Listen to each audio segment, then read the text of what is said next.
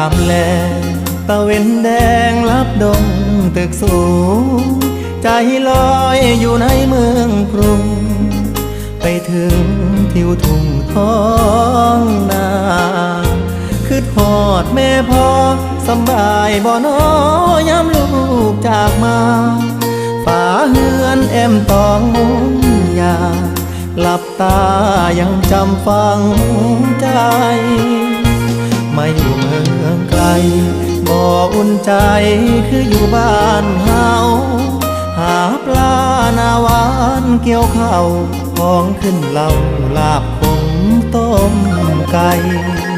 หนาวหมอกจางจางไอดินกลิ่นฟางยังค้างในใจ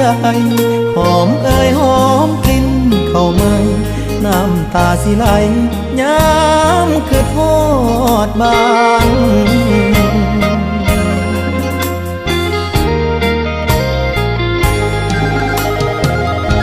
คือทอดเพื่อนสานป่านนี้เป็นจังใดน้องขอเพิ่นไว้ก่อนเด้อพ่อมีท่อกสกองทุนหมู่บ้านยังหาบ่ได้ค่าแรงจากนายใช้วันต่อวัน